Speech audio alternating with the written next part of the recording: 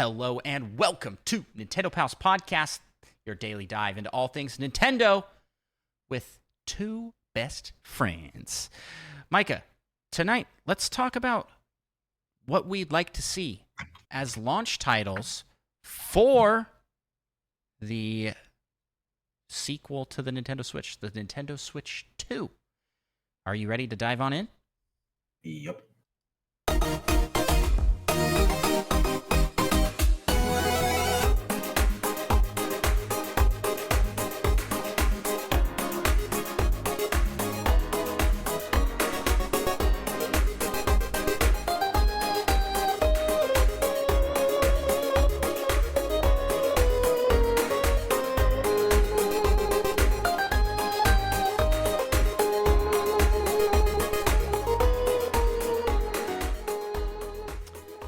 Greetings, fellow Nintendo pals. Micah, the Nintendo Switch. We know it, we love it, but it eventually will be surpassed by Nintendo's next system. And the question on everyone's mind, besides what that system will be and when it will be. First off, I gotta ask, when do you think the next system's dropping? I'm still holding firm to my 2025 prediction. It seems like there are lots of rumors for 2024, but 2025 is what feels right to me. Yeah, nice. But who knows? There's been so many rumors of 2024 now. Yeah, like a nice rounded at a 5.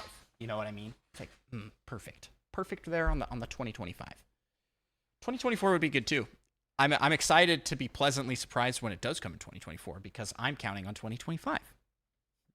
And then we're all disappointed when it comes in 2026. 2027. Yeah. Alongside Metroid Prime 4. But regardless of when it launches, Micah, what games should launch with the system? That's what we're here to discuss. You and I are going to be pitching games to each other and to you, listeners. Things that we think are must-have launch titles. And by launch titles, I think we're going to be kind of generous here. Not like day one, but within the first 6 months. 6 months, yeah. So like we know they're coming within that first 6 months. So that's what we're gonna look at for the launch window of the Switch 2. So Micah, I'll let you go first. What game would you like to see come as a launch title for the Switch 2? Kind of tempted to say Metroid Prime 4, just because that way I know it won't come after the launch.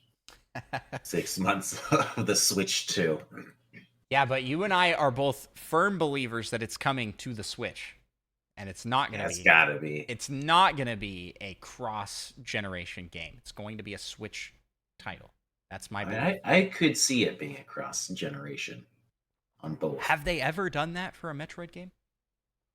Nope, but they haven't done it for that many games. They have done it. It's always Zelda. Yeah. I feel like Zelda gets special treatment. Not gonna. Yeah. I'm gonna, instead of choosing one of the more obvious choices, I'm gonna go with the next 2D Metroid. It needs to launch with Metroid Dread 2. Metroid Stress. Dread, anxiety, Metroid anxiety. I think that's a good pick. It depends when it launches, because I did really like that Metroid Dread launched in October. It felt like a great spooky season game. It just felt right in that sort of darker part of the year, like the fall season. It's a good pick. My pick for a must-have launch title for the Switch 2, which it doesn't have to be a Switch 2, right? It could be anything. But my pick is whatever the next console is. Oh, ruin my thunder here. Animal Crossing. Well, maybe you should have a better suggestion. My suggestion is Animal Crossing. I'll give my reasonings here. One, New Horizons was... Because you want another global pandemic? No, but New Horizons was a phenomena. Like it took over the world. It entered mainstream, and uh, not a lot of games can hit that hype level, and it shows in the sales. That game is up there with Mario Kart as one of the best sellers. It for a little bit looked like it might overtake it, but Mario Kart never dies. And Animal Crossing did die, sadly and unfortunately. They just stopped supporting the game with more updates, other than like the regular seasonal stuff that comes. They got to focus on the next one. And that's my hope, is that they are focusing up and they're going, whoa, this isn't a B tier franchise anymore. This is an S tier franchise for us. This sells systems and units of the game itself. So I am very, like, if they aren't doing this, they are making a mistake. If they want their system to sell well, think about it like what Tetris was for the Game Boy, right? Like if like they're kind of like interconnected. And that's kind of how New Horizons is with the Switch. So that's my pick. What's your next pick, Micah? Multiple picks. Yeah. It's definitely been long enough. We need the next 3D Mario. Yeah. That would be good, and it would coincide very nicely with Mario Odyssey, which launched pretty much within that launch window of the Switch, right? It wasn't right away, but it was pretty close. And it's a good game. You got any reasons that you want to add? It's been long enough. I'm just sitting here, and it like the camera cuts to me, and I just sit here in silence, waiting for you to say something. It's good. Hey, what more do you need? It has been long enough. What do you want to see for the next 3D Mario? I want it to be real good. I think let's. I know. Me. I know that people are a little tired of open world, but I would really like to see what Mario does with an open world, because I think it could be a lot of fun. They do so great with their 3D sandbox style levels that if those were interconnected, what would that look like, and how would that be? I think there's some cool possibilities with that IP and that style of game. But that kind of leads to my next pick, which also is Mario, and that's Mario Kart 9. Yeah, I figured you'd say that. Yeah, we already talked about it because we were talking about Mario Kart in previous episodes. But yeah, I think Mario Kart 9 is a must-have in that first, if not in that first 6 months, in that first year, because it's a system seller. So imagine the Switch 2 launches with a new Animal Crossing game and Mario Kart. They're going to sell like crazy because those both have wide appeal. And the only people I think that doesn't appeal to in any way are kind of the more like hardcore gamer group of the, like, I don't know how I want to describe this here, but the ones that are playing for Mario and Zelda, you know, and maybe RPG players, right? But Animal Crossing and Mario Kart cover a lot of the bases for a lot of people. It's like their most popular games of the Switch, at least. Yeah. And in addition to that, like, I guess kind of, so I think that both of those appeal to wide markets and are good system sellers. And people that own a Switch that bought it for Zelda probably also have Mario Kart. People that bought a Switch to play Xenoblade probably also have Mario Kart. Maybe they also have Animal Crossing. So that's the pick. I do like this comment here from Roger in chat that says, "What if the next Mario Kart is an RPG?" Y'all ever heard of Diddy Kong Racing? That had it wasn't an RPG, but it had like a world with levels that you'd go through and their boss battles and stuff. That was a cool game. That would be fun.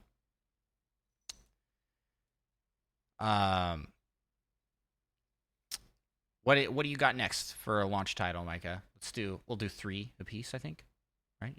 You did 2D Metroid and what was the last one? Don't even remember actually. Oh. You don't even wait. What we were just talking about it. It was Mario, 3D Mario.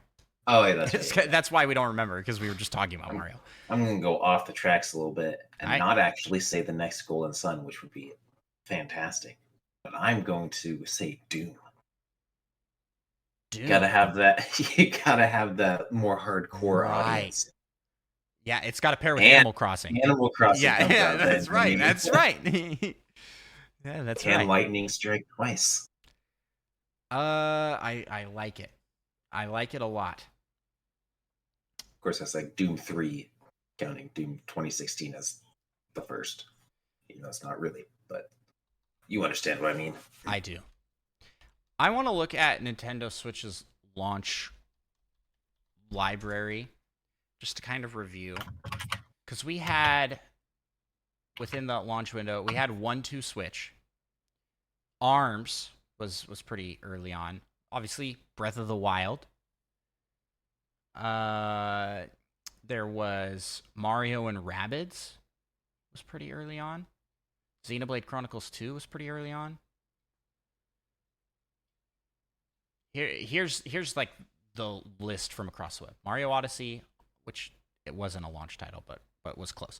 ARMS, 1-2 Switch, Fast RMX, Xenoblade 2, Super Bomberman R, Puyo Puyo Tetris, Just Dance 2017, Hollow Knight, and World of Goo.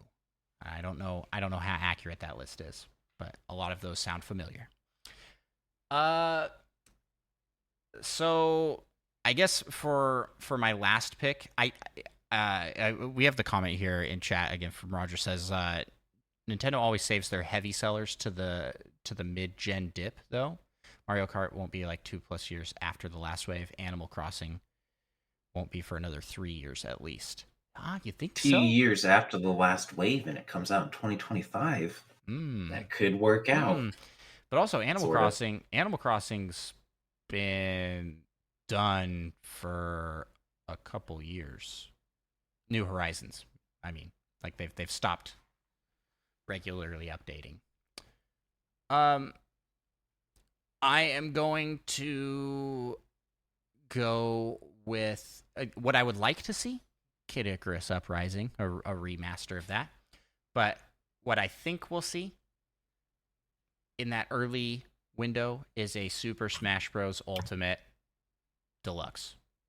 And it's going to be Smash Bros. With all of the DLC fighters included and potentially some newly announced fighters. That's my pick for my third. There you go. That's what we'd like to see for the launch window. Is it reasonable to say that we'll get all of those? I don't think so. Probably not. I think we'll see like maybe 2 of the things that we've predicted here. I think they have. I know that like Mario Kart and Animal Crossing at the same time feels like a lot. So probably not both of those. But man, wouldn't that be awesome? So yeah, I think we'll see one of those. I think that the Metroid one just depends on the season because I do feel like they tend to release Metroid games later in the year. Didn't we get like Metroid Prime came kind of like mid-year? Wasn't that an August game? Yeah. I don't remember. But yeah. So I think like the remake or the original. The remake and Dread I know came in October. It's just like I feel like that's kind of where they like to put it. But maybe they'll just be like, hey, we're Nintendo. We can do what we want. Release this in whatever month we're releasing the next system. Yeah.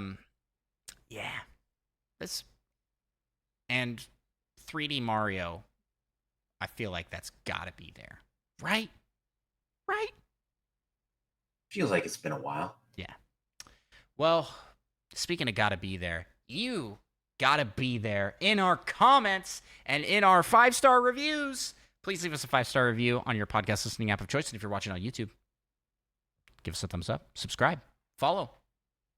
We got this going every day. Micah, where can people find you on the interwebs? You can find me on Twitch at Micah Prime. And you can find me gallivanting about as Andros1 on Twitch and YouTube. Thank you to everybody for your support and listening to our show. And a special thanks to our fantastic Patreon supporters. We like to give a shout out and thanks to them every episode by ending with our Patreon Pokey Rap. But before we do that, one more special shout out to our newest patron supporter, Forsaken Voyager. We appreciate you. Thank you for jumping in at that PAL tier. And let's go to the Patreon Pokey Rap to thank all the other fantastic Patreon supporters. We gotta rap some Patreon. You just do the singing. I'll take care of the hard part. Let's get it on. We want to be the best that ever was. And shout out pals over on Patreon. PD Razor, Retro Logic Dan, Tim the Nintendo Dash Slim, Tor Spider Shan, Solo something, you dog the game, Little Miss 7 and Monkey Thunder. Catch 'em, gotta catch 'em all, gotta catch 'em all. Patreon. Kid, Fiesta, Third Strongest Move, Adorable Will, All and Seth Sturgill, Cosmic, Purple Yoda, That Fast John, and Mother Plays too. Gotta catch 'em all, gotta catch 'em all. Yeah. Gotta catch 'em all, gotta catch 'em all. Yeah. Gotta catch 'em all. Patreon. Let's get 150 or more. Now please to be a Patreon. No, that is your destiny. Thank you all so much for listening, and we will talk to you in the next episode. Bye-bye!